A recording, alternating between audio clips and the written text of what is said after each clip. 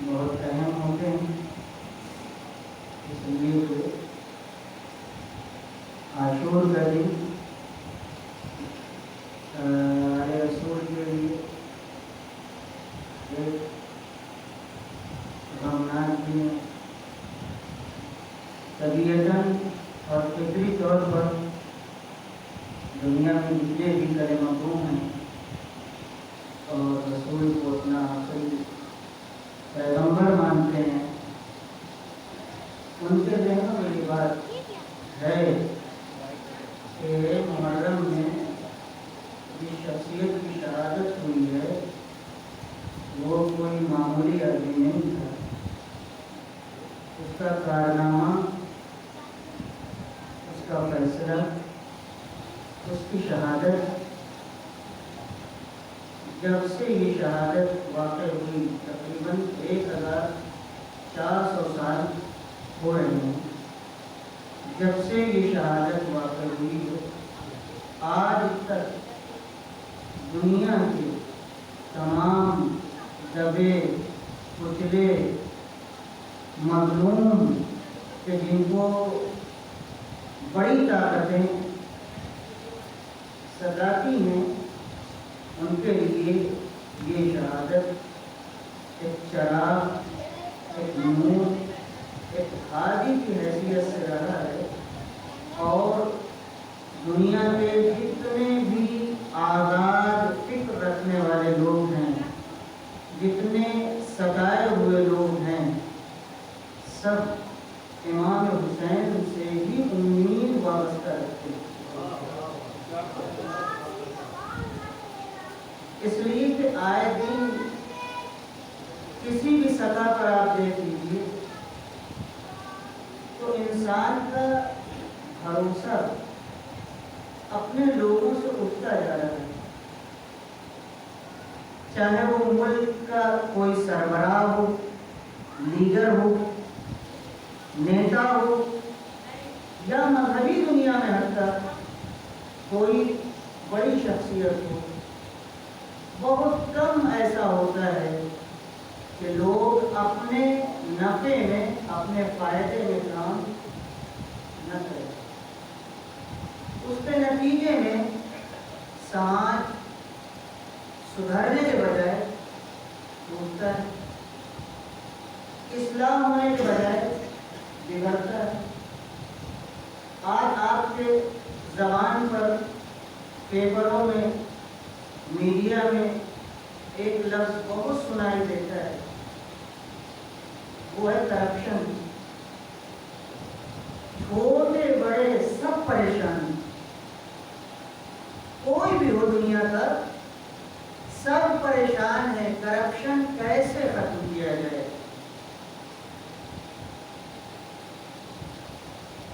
کہاں سے کرپشن پیدا ہوتا ہے، کرپشن کی کتنی قسمیں ہیں، کیسے جنم پاتا ہے، اس کے اوپر کوئی گفتگو نہیں ہے۔ لیکن یہ ضرور درد انسان کے اندر ہے کہ کرپشن پایا جاتا ہے، اس کو کیسے ختم کیا جائے۔ یاد رکھیے، مثل مشہور ہے اور زندگی کا تجربہ بھی بتاتا ہے کہ جب گھر کا مکھیا چور ہو تو پھر یہ زندگی کے تجربات ہیں۔ اب میں آپ کو لے کے چلتا ہوں آج سے 1400 سال پیچھے، اور آپ احساس کریں گے کہ امام حسین آج کی ضرورت ہے کہ نہیں، امام حسین کا پیغام آج کے لیے ہے کہ نہیں۔ اور ایک ایسا شخص کہ جو نیتاؤں کی طرح بول کر کے نہیں گیا اچھی باتیں، میدان میں اتر کر کے گیا اور گلا کٹا کر کے گیا، اب اس سے زیادہ سچی بات نہیں ہو سکتی۔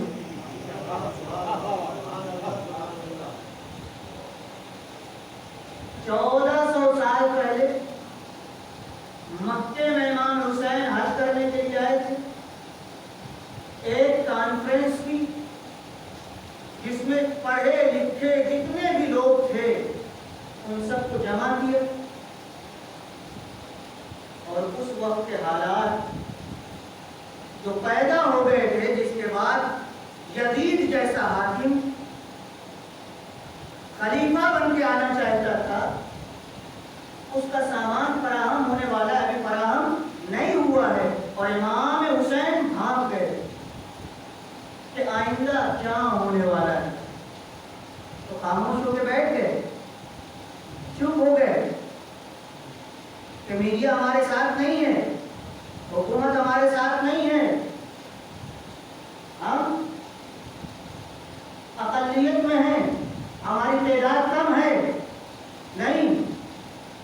انہوں نے کہا ہر انسان کا اپنی جگہ مستقل فریضہ ہے، چاہے جو ہو، ہر ایک کا اپنا ایک کردار ہے۔ انسان کو سمجھنا چاہیے کہ اس وقت میرا کردار کیا ہے۔ میں مثال دے دوں تو بات واضح ہو جائے۔ آپ باپ ہیں اور آپ کے 2 بچے ہیں، یہ بتائیے ان 2 بچوں کی نسبت سے آپ کا کردار کیا ہونا چاہیے؟ اگر بچہ باہر جاتا ہے اور بگڑ کر کے آتا ہے تو آپ کہیں گے پڑوس میں رہتے کیوں ان کو دیکھ لینا چاہیے تھا، کبھی کہیں گے آپ؟ اس کا مطلب بحیثیت باپ، بحیثیت گارجین آپ کا فریضہ ہے کہ اپنے بچوں کو سنبھالے۔ دوسری مثال، آپ ٹیچر ہیں، آپ کے پاس 10 بچے ہیں اور بچے پڑھنے کے لیے آئیں اور امتحان میں بچے فیل ہو جائیں تو بتائیے آپ کو پکڑا جائے گا کہ نہیں؟ بہت توجہ چاہوں گا۔ کیوں؟ اس لیے کہ آپ کو بچے دیے گئے، آپ کی ذمہ داری تھی کہ بحیثیت ٹیچر ان کے ماں باپ نے آپ پر بھروسہ کیا، آپ کے اسکول پر بھروسہ کیا، مگر آپ نے ان کی عمر سے کھلواڑ کیا اور انہیں نہیں پڑھایا، نوبت یہ آ گئی کہ وہ فیل ہو گئے، تو اس ٹیچر نے اپنی ذمہ داری نہیں نبھائی۔ آپ اس سماج کے اصلاح کرنے والے، آپ اپنے کو کہتے ہیں کہ میں اس سماج کو سدھارنا چاہتا ہوں، اور آپ کے سماج میں گڑبڑ ہو رہی ہے، اور جہاں گڑبڑ ہو رہی ہے آپ وہاں دکھائی نہیں دیتے، لیکن جہاں فوٹو کھینچتا ہے وہاں آپ وہاں موجود ہوتے ہیں، تو بتائیے سماج سدھارک آپ کو کوئی کہے گا؟ آپ نے اپنی ذمہ داری پوری نہیں کی، اب اوپر چلے جائیے اسی طریقے سے۔ مطلب کہنے کا یہ ہے کہ جس کی جب جو ذمہ داری ہے اگر وہ اپنی ذمہ داری کو نبھائے تو سماج میں کبھی برائی پھیل نہیں سکتی، اور اگر پھیلے گی بھی تو وقت اوپر اس کی روک تھام کی جا سکتی ہے۔ امام حسین نے 1400 سال پہلے اس وقت جو برائیاں پھیل رہی تھیں اور آج تک وہ برائیاں اسی طرح دکھائی دے رہی ہیں، 4 لوگوں کو سماج کا ذمہ دار ٹھہرایا کہ تمہاری ذمہ داری ہوتی ہے کہ تم اپنے سماج کو سدھارو۔ نمبر 1 جو سطح میں ہے، توجہ چاہوں گا، امام حسین کے کلمات ہیں، امام حسین کا اسٹیٹمنٹ ہے، امام حسین کا بیان ہے، امام حسین کا خطبہ ہے۔ کب؟ 1400 سال پہلے۔ کس سے بول رہے ہیں؟ مجمع کون سا ہے؟ پڑھے لکھے پیغمبر کے صحابیوں کا، تابعین کا، حاجیوں کا، بڑے پڑھے لکھے لوگ موجود تھے، سب جاہل نہیں تھے، اتر اتر رہے ہوں گے مگر تب جاہل نہیں تھے۔ امام حسین نواسہ رسول کی حیثیت سے، امام کی حیثیت سے، حاجی کی حیثیت سے، لیڈر کی حیثیت سے کھڑے ہوئے، جبکہ حکومت مخالف ہے، پروپیگنڈا مشینری ان کے خلاف ہے، حکومت میں کوئی جگہ نہیں ہے امام حسین کی، لیکن امام حسین اس معاشرے کا جز تو ہے۔ ایک لفظ کہوں، یہاں ماشاءاللہ اس گاؤں میں مسلمان بھی ہیں، ہندو بھی ہیں، اور اس کے بعد اس میں سے کوئی مسلمان کہے امن انہیں تو ہم سے کیا مطلب، آفیسر کے رہنے والا ہو، ادھر کوئی ہندو کہے امن اگر کی برائی ہو رہی ہے ہونے کو ہم سے کیا مطلب، تو کوئی تیسرا اگر سروے کا ہوگا سمجھدار وہ کیا کہے گا، آپ کی سروے کے رہنے والے نہیں ہیں، نہیں ہے تو آپ نے کیسے یہ جملہ کہا؟ توجہ چاہوں گا، اس کا مطلب یہ ہے کہ اس میں دھرم اور مذہب کا معاملہ نہیں ہے،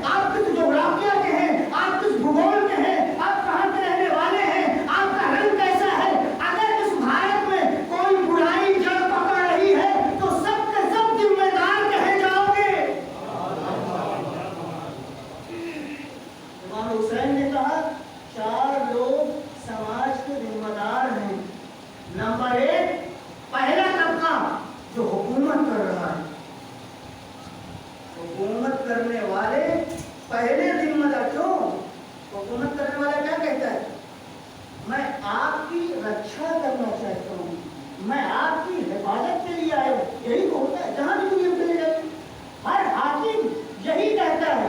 ابھی افغانستان سے وہاں کا صدر بھاگ کے گیا ہے, کچھ دن پہلے اس کا اسٹیٹمنٹ تھا کہ میں اللہ کی طرف بھاگ کے نہیں جاؤں گا.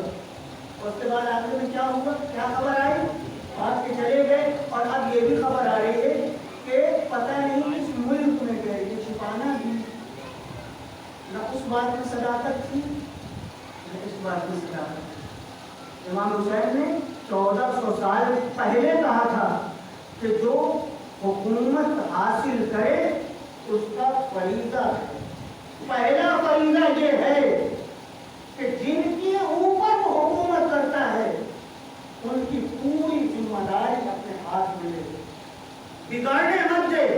اگر ان کے یہاں کوئی برائی پیدا ہو رہی ہے تو برائی کا سدباب کرے, اس کو روکے.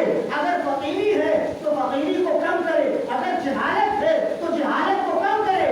یہ نہیں ہے کہ آپ بھی اپنے بیانات سے اور اس کو ہوا دیں.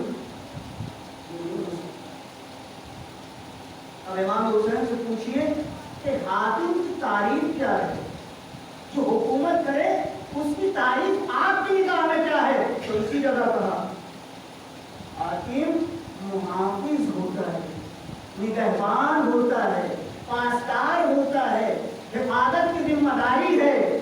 جیسے بکری چرانے والا گلےبان اپنی بکریوں کا ذمہ دار اور حافظ ہوتا ہے. اگر وہ بکریاں چھوڑ کے چلا جائے تو کوئی بھی لکڑ بھگا, کوئی بھی بھیڑیا حملہ کر کے بکریوں کو کھا جائے گا.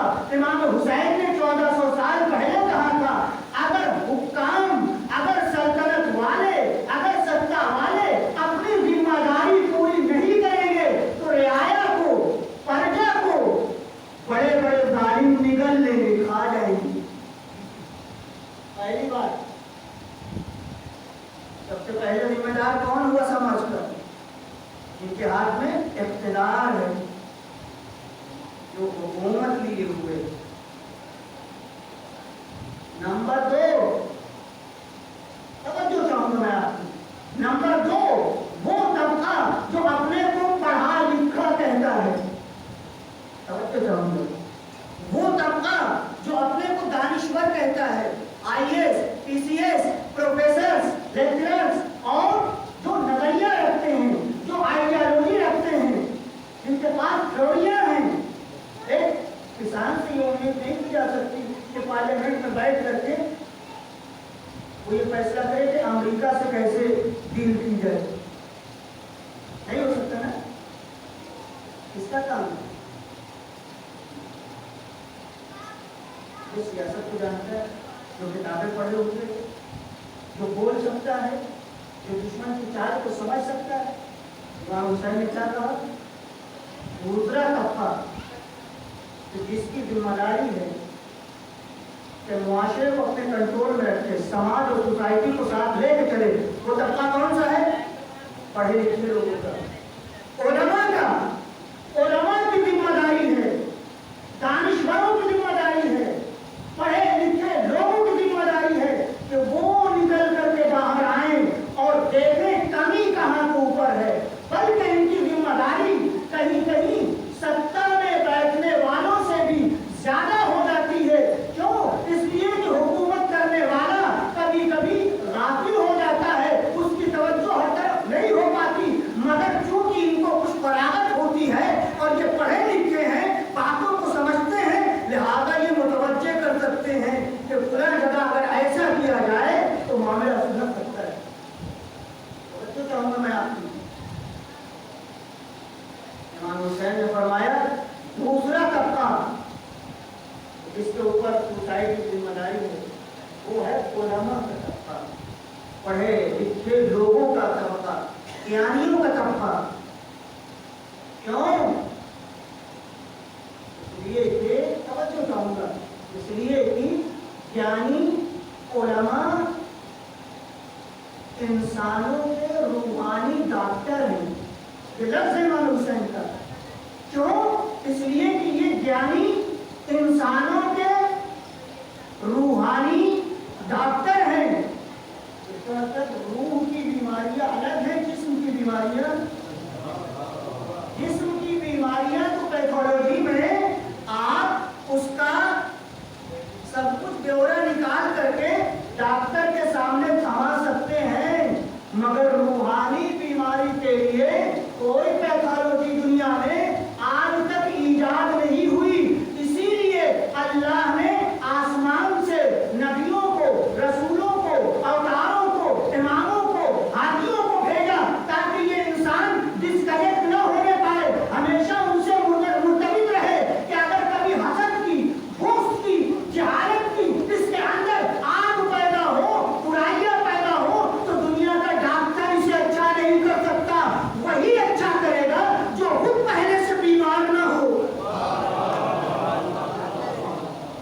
جو خود کرپشن کرتا ہے، جو خود اللہ کی طرف نہیں آتا، جو خود مسجد میں نہیں جاتا، جو خود مندر کا کبھی منہ نہیں دیکھتا، وہ آپ کی کیا اصلاح کرے گا؟ آپ کی روحانی علاج کیا کرے گا؟ آج کی مشکل یہ ہے جو بیمار ہیں وہی علاج کرنا چاہتے ہیں، جو بیمار ہیں وہی علاج کرنا چاہتے ہیں۔ اور مسلمانوں سے میں یہ کہنا چاہوں گا، آج آپ ڈبیٹ دیکھ لیجیے، بیچارہ اسلام کی الف سے واقف نہیں ہے اور اسلام کے بارے میں ڈبیٹ کرنے بیٹھا ہے، بتائیے کیا ہوگا؟ ان سے پوچھو کبھی قرآن مجید پڑھا؟ سورہ ہم صحیح سے تم کو آتی ہے؟ بسم اللہ کا ترجمہ کبھی دیکھا؟ پتا ہے قرآن مجید میں کتنے سورے ہیں؟ کچھ نہیں۔ تو یہ اسلام میں نہیں ہے کہ نام تو محمد ہو، نام تو عبداللہ ہو، نام تو عبد الکریم اور جبار ہو، اور کام یہ نہیں ہے۔ یہ سمجھنے کی ضرورت ہے، آج ہم کس کے پیچھے بھاگ رہے ہیں، یہ بھی تو دیکھو، اور یہ بھی سمجھ لیجیے، یہ امام حسین ہی کی شہادت سے ہمیں سمجھ میں آیا۔ یاد رکھیے گا، لباس عالم نہیں ہوتا ہے، اور توجہ چاہوں گا، یہ ابا یہ ٹوپی شیروانی، یہ جبہ و دستار، یہ عمامہ، یہ پگڑی، یہ ساپا، یہ ہرے پیلے لال کپڑے، یہ علم نہیں ہے، یہ روحانیت نہیں ہے۔ اس کا ادب بتائے گا، اس کی باتیں بتائیں گی، اس کی رائے بتائے گی۔ اگر وہ قوم کو لڑائے تو سمجھ لو لباس روحانی ہے مگر فکر شیطانی ہے۔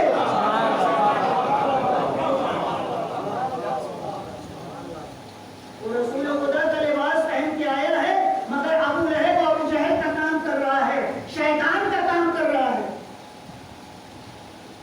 لیکن شہداء امام حسین نے فرمایا،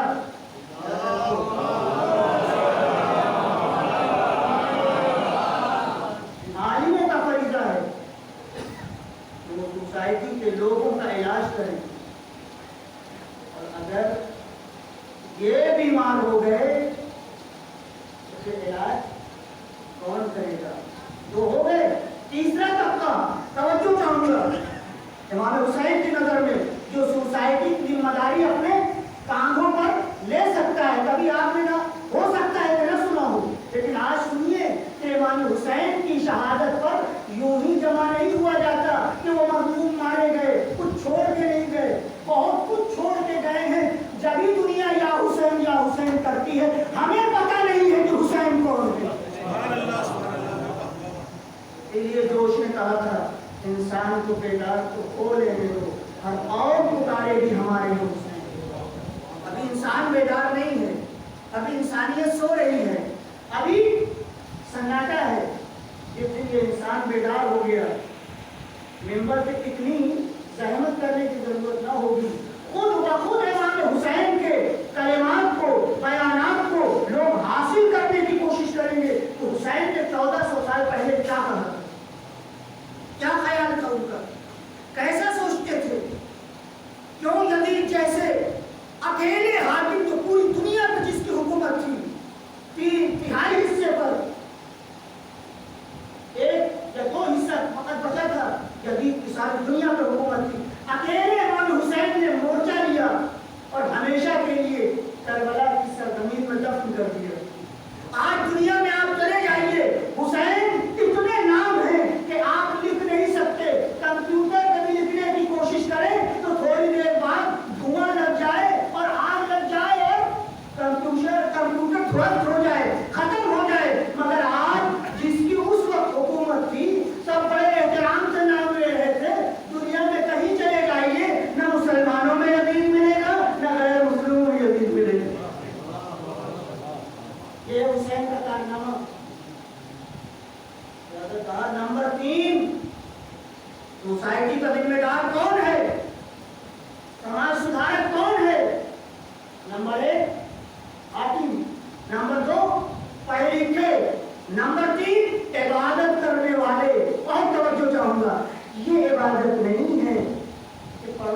بچے کا امتحان ہے، سویا ہے تاکہ 4 بجے اٹھے اور خود کر کے دوسرے پڑھے۔ پڑوس میں کوئی ہارٹ پیشنٹ ہے، لیٹا ہوا ہے اور وہ دواؤں کا انتظار کر رہا ہے، نرس کا انتظار کر رہا ہے، اس کے لیے نیند بہت اہم ہے، کوئی ڈیوٹی پر جانا چاہتا ہے۔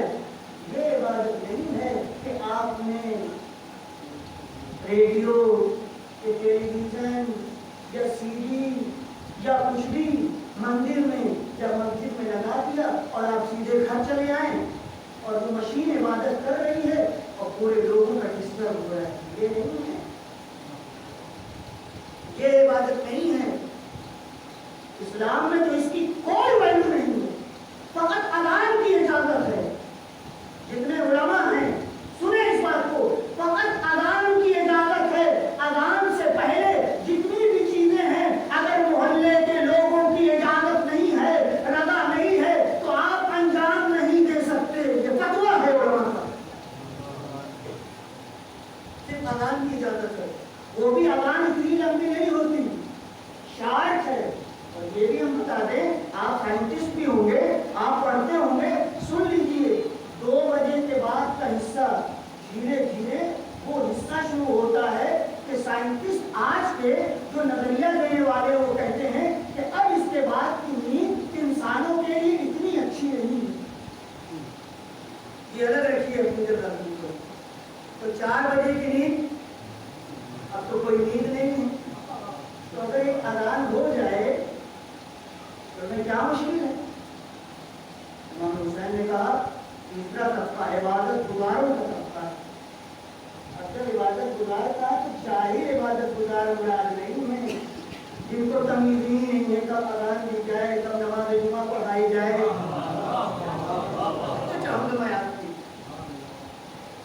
جاہلوں کی بات نہیں، جو ایشور کو پہچانتا ہے، جو اللہ کی معرفت رکھتا ہے، اس عبادت گزار کی بات ہے۔ وہ سوسائٹی کو سدھار سکتا ہے۔ کیوں؟ عبادت کرنے والا مولا حسین آپ کی نظر میں کون ہے؟ یہ عبادت کرنے والے لوگ آپ کی نگاہ میں کیسے ہیں؟ امام حسین کہتے ہیں عبادت کرنے والا دلیل ہے، چراغ ہے، رہنما ہے، وہ راستہ بتانے والا ہے۔ جب آپ عبادت کرنے جاتے ہیں کہیں بھی تو آپ کو پوچھا جائے گا کس کی عبادت، تو یہی تو صرف جواب ہوگا اللہ کی۔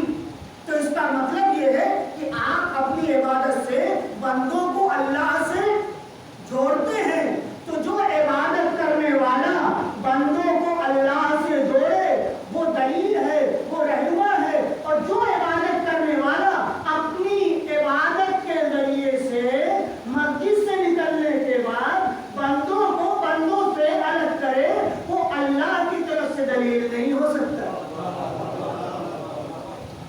یہ جھگڑالو عبادت گزار یہ کب دلیل ہوا، کب رہنما ہوا؟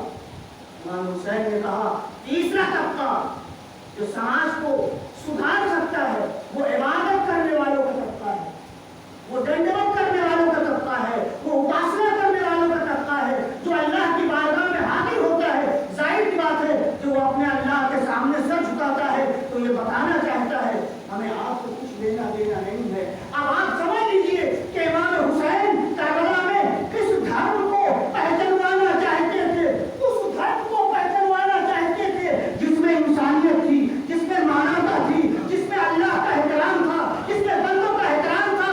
اسلام میں ایسے کسی دھرم کی کوئی گنجائش نہیں ہے جہاں گن چلتی ہو، جہاں کلاشنکوف چلتا ہو، جہاں بچوں کو مارا جاتا ہو، جہاں عورتوں پر ظلم کیا جاتا ہو۔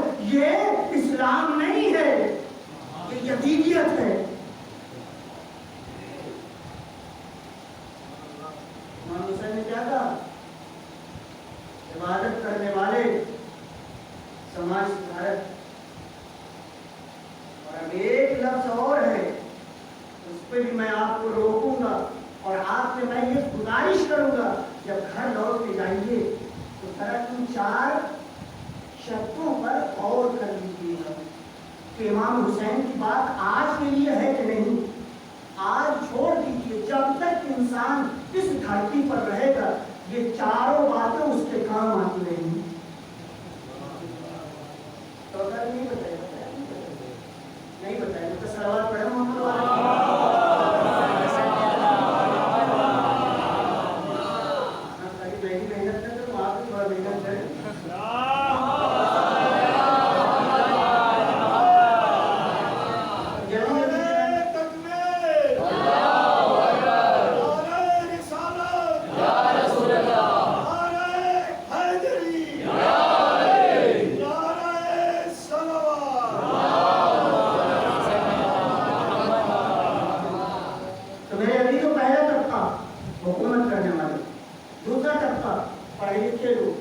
تیسرا طبقہ عبادت کرنے والے، چوتھا طبقہ بزنس کرنے والے، تجارت کرنے والے، سوداگر۔ ارے ان کا کیا تعلق ہے بھائی؟ توجہ چاہوں گا۔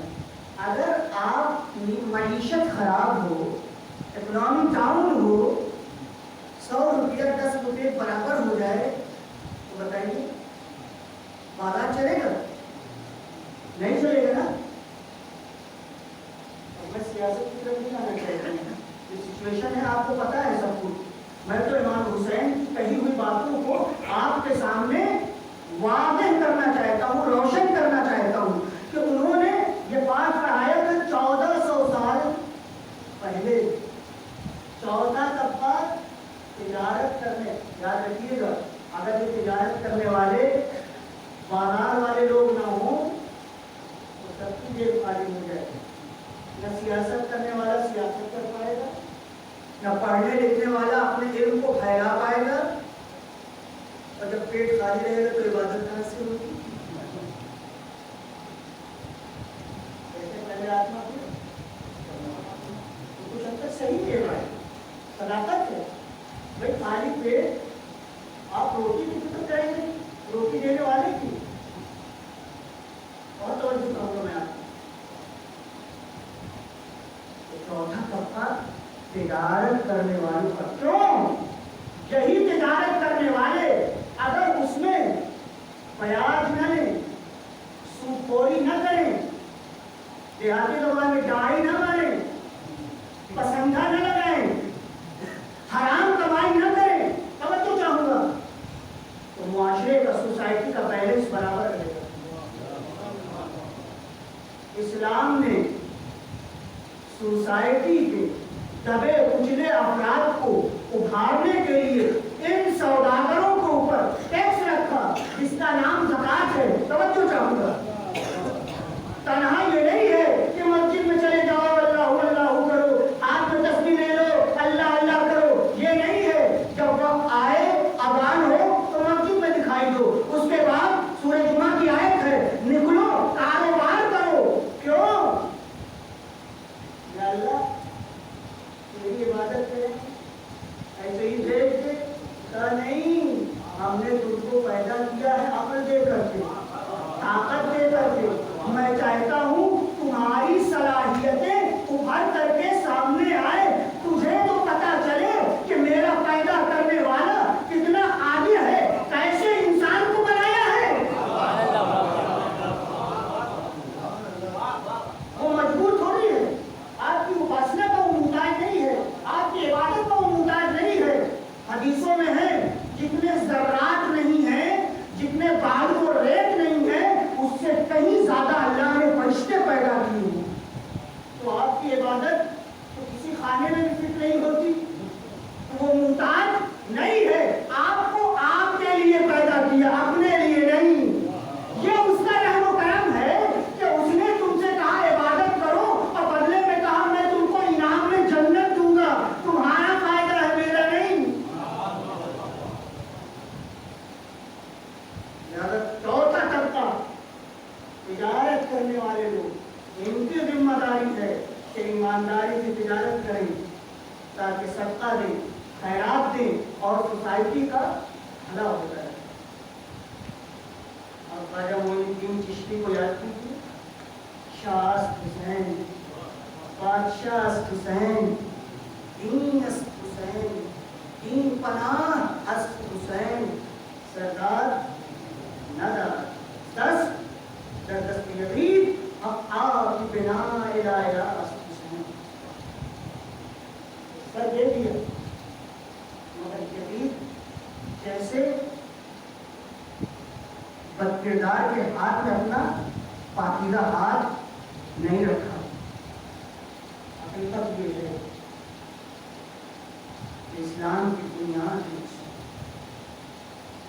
اگر آج اسلام کا نام دنیا میں تھوڑا سا آبرو کے ساتھ دیا جا رہا ہے تو امام حسین کی قربانی کا صدقہ ہے، ورنہ کب کا اسلام کا جنازہ نکل چکا ہے۔ بڑی طاقتوں نے اپنی تمام توانائیاں صرف کر دیں، مگر وہ اسلام بدنام نہیں ہوا جس کو حسین نے کربلا میں پہچانوایا تھا۔ آج ضرورت اس بات کی ہے کہ تعصب کی عینت اتاری جائے اور امام حسین کو پیغمبر کے نواسے کے طور پر تنہا قبول نہ کیا جائے۔ ایک جذباتی رشتہ ہے، وہ اپنی جگہ محترم ہے، بہترین اور بڑا عظیم رشتہ ہے، لیکن امام حسین کو اس حوالے سے دیکھنے کی ضرورت ہے جس حوالے سے خود پیغمبر نے امام حسین کو اپنی زندگی میں پہچانوایا تھا۔ کیا کہا تھا؟ کتنی حدیثیں ہیں پیغمبر کی؟ کیا رسول خدا کے اوپر ایمان نہیں ہے؟ کیا رسول خدا کی باتوں کے اوپر آپ کو یقین نہیں ہے؟ کیا رسول خدا کی نبوت و رسالت کے اوپر آپ کا ایمان نہیں ہے؟ ہے تو پھر رسول خدا کی باتوں کو کیوں نہیں تسلیم کرتے؟ کیا کہا تھا حسین کے لیے؟ قال حسین فعرفوہ، یہ حسین ہے، اسے پہچانو۔ پھر فرمایا احب اللہ من احب حسین، پروردگارا جو حسین سے محبت کرے تو اس سے محبت کر، اور پروردگارا جو حسین سے دشمنی کرے تو اس سے دشمنی کر۔ آپ سے، ہم سے، مسلمانوں سے ایک سوال ہے، یہ بتاؤ اگر رسول دعا کریں تو پوری ہوگی کہ نہیں؟ کوئی ہے مسلمان جو کہے کہ رسول دعا کرے اور رد کی جائے؟ تو رد تو نہیں ہو سکتی نا، پھر دعا کا فکرہ پھر دوہراؤ۔ پیغمبر نے کیا کہا؟ آپ اللہ من احب حسین، خدایا جو حسین سے محبت کرے تو اس سے محبت کر، جو حسین سے دشمنی کرے تو اس سے دشمنی کر۔ اب اگر آپ کے ہمارے دل میں بحیثیت مسلمان حسین کے لیے محبت کا گوشہ پایا جاتا ہے تو سمجھو پیغمبر کی دعا تمہارے حق میں مستجاب ہوئی، اور اگر کہیں دشمنی پائی جاتی ہے تو سمجھ لو پیغمبر تم سے ناراض ہے، توبہ کرو، استغفار کرو۔ تمہارے کلمے سے کچھ نہیں ہوتا، تمہاری نمازوں سے کچھ نہیں ہوتا۔ شمر بھی نماز پڑھ رہا تھا، پسرے سات بھی نماز پڑھ رہا تھا، خونی بھی نماز پڑھ رہا تھا، مگر امام حسین کو قتل کر رہے تھے۔ کیا امام حسین کی نماز اور شمر کی نماز برابر ہے؟ ہے کوئی دنیا کا مسلمان ان نمازوں کو؟ وہ بے معرفت تھے، وہ دنیا دار لوگ تھے، وہ رسول خدا کا کلمہ پڑھ کے مسلمانوں کو بہکانا چاہتے تھے، کیونکہ ان کا سہارا لیے بغیر امام حسین سے مقابلہ نہیں کر سکتے۔ میں نے کلمہ تمام کر دی، گرمی بھی ہے لیکن پیغام ہے۔ مجلس فقط ایک سوال کا ذریعہ ہی نہیں ہے، یہ پیغام حسینی ہے، یہ درسگاہ حسینی ہے، یہ حسینی یونیورسٹی ہے جس میں ہم لوگ طالب علم کی حیثیت سے، اسٹوڈنٹ کی حیثیت سے آتے ہیں اور سیکھتے ہیں۔ اصل معلم حسین ہیں، اصل ٹیچر حسین۔ بس میں نے محنت تمام کر دی۔ دنیا کے بڑے بڑے لوگوں نے جس نے امام حسین کی ہسٹری کو پڑھا سب نے خراج تحسین پیش کیا۔ ہندو، مسلمان، سکھ، جین، شیعہ، غیر شیعہ، جنہوں نے امام حسین کو پڑھا ہے، جو نہیں جانتے پہچانتے ان کی بات ہی نہیں ہے۔ ساؤتھ افریقہ کے نیلسن منڈیلا 30 سال جیل میں رہے اپنی قوم کے لیے تاکہ انگریزوں سے اپنی قوم کو نجات دلائیں۔ امام حسین کو انہوں نے پڑھا اور امام حسین کی کرانتی پر ان کو بھروسہ ہے۔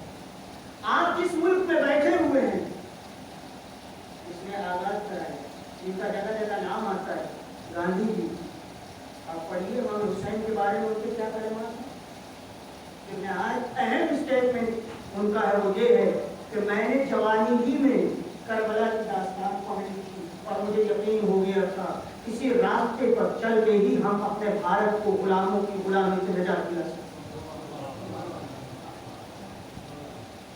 امام خمینی کے کلمات، آغا خامنہئی کے کلمات، چار جرداغ جو عیسائی رائٹر ہیں ان کے کلمات، اب یہاں جگہ ہمارے پاس موقع نہیں ہے۔ مقصد یہ ہے جو حسین کو پہچان گیا وہ حسین سے وابستہ ہوتا ہے، جو حسین کو نہیں پہچانتا یقین کرے وہ گھاٹے میں۔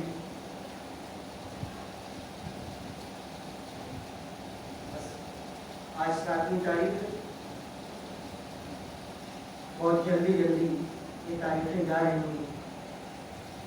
اے میرے عزیزوں، اے میرے بزرگوں، اے میرے دوستوں، کربلا میں بوڑھے، جوان، بچے، مرد، عورت، سب کے سب امام حسین کی اس نہضت میں، اس انقلاب میں شریک تھے۔ اور جب سب کو یقین ہو گیا اپنی موت کا، تو بڑھ بڑھ کر کے امام حسین کے پاس جاتے تھے، مولا مرنے کی اجازت دے دو، مولا شہادت کی اجازت دے دو۔ امام حسین ہے کہ دیر لگاتے ہیں تاکہ پتہ چل جائے کوئی مجبور نہیں۔ اگر آپ ہسٹری اٹھائیں تو آپ کو پتہ چلے گا شب عاشور اپنے تمام ساتھیوں کو جمع کیا، یہ شمع جل رہی تھی، موم بتی جس کو آپ کہتے ہیں، اس وقت موم بتی وہ جل رہی ہے، اور اسی طرح سے آپ کے سارے صحابہ، اصحاب، دوست، گھر کے لوگ سب بیٹھے ہوئے ہیں۔ معلوم ہے آپ دنیا کی تاریخ میں ایسا شخص نہیں دکھا سکتے جو محتاج ہونے کے باوجود اپنے ساتھیوں سے کہہ رہا ہے کہ یہ میرے خون کے پیاسے ہیں، تمہارے خون کے پیاسے نہیں ہیں، میں نے بیعت تمہاری گردنوں سے اٹھا لی ہے، رات کی اندھیاری سے فائدہ اٹھاؤ اور تم چلے جاؤ، میں قیامت میں تم سے شکوہ نہیں کروں گا۔ یہ الفاظ ہیں تاریخ میں امام حسین کے۔ دوستوں سے کہہ رہے ہیں چلے جاؤ، یہاں تو ہم نے دیکھا ہے لڑائی اور جنگ کے وقت دھوکہ دے کر کے لوگوں کو بلایا جاتا ہے۔ یہ امام حسین امام ہیں، ہادی ہیں، رہنما ہیں، انہیں بتانا ہے میں اللہ کے راستے میں آیا ہوں اور مجھے یقین ہے کہ میرا راستہ سچا ہے، میں حق پر ہوں، اگر تم مجھے چھوڑ کر بھی چلے جاؤ تب بھی میں ناکام نہیں ہو سکتا۔ کیوں؟ اس لیے کہ اللہ ہمارے ساتھ، ان اللہ مع الصابرین۔ یہ کربلا کا پیغام ہے، اللہ کو پر بھروسہ۔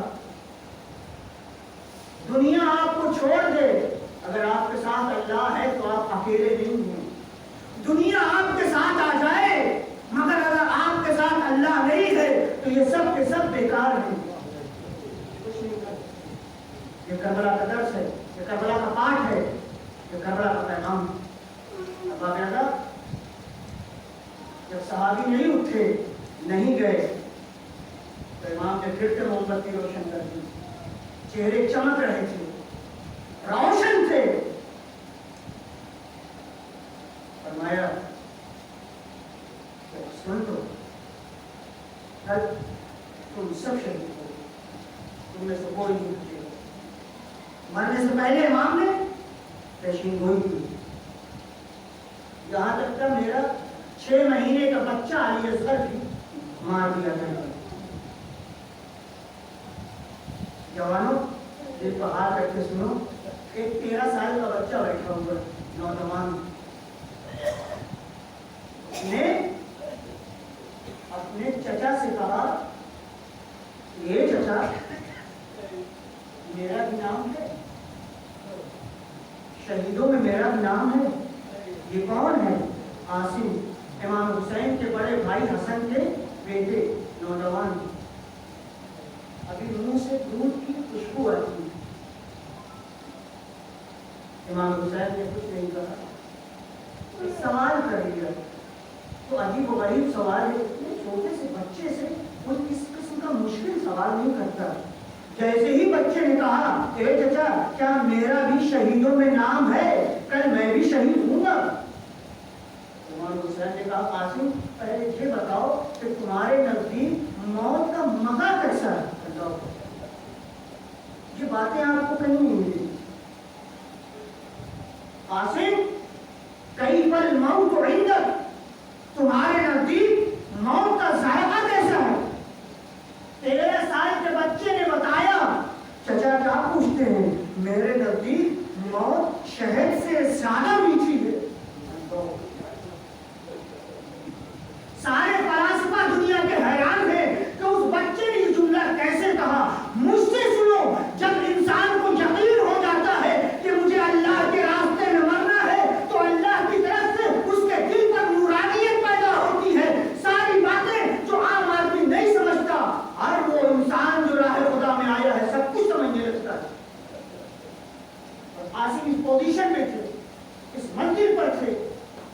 को एहसास हो गया, अरे कासिम तुम क्या, तुम्हारा भैया 6 महीने का भैया लिया था, कत्ल किया जाए। कासिम परेशान हो गए, चचा क्या ये दुश्मन खैमों के अंदर चले जाएंगे?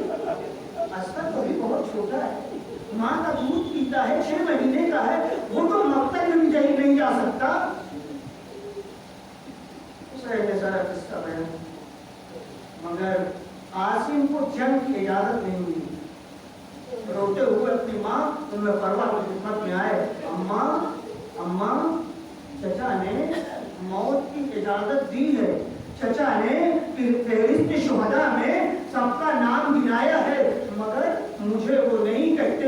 मैं बार बार पूछता हूँ, चचा मेरा नाम कहाँ है? चचा मैं भी मरने के लिए तैयार हूँ, चचा मैं भी कल आपके रास्ते में शहीद होना चाहता हूँ। अम्मा मगर चचा कुछ जवाब नहीं देते।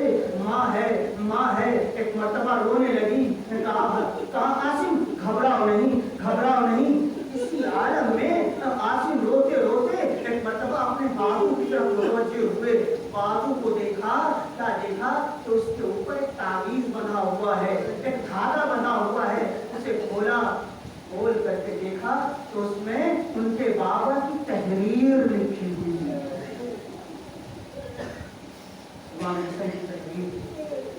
ए बेटा कासिम, जब तुम्हारे चचा पर मुश्किल वक्त आए तो ये तहरीर अपने चचा की खिदमत में पेश कर दी है।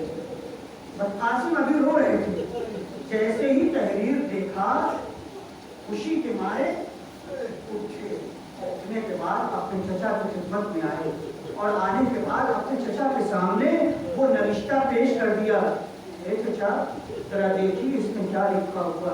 भाई की लिखी हुई तहरीर पहचानी, आंखों से लगाया, गोसा दिया, एक मर्तबा कासिम को अपने सीने से लगाया।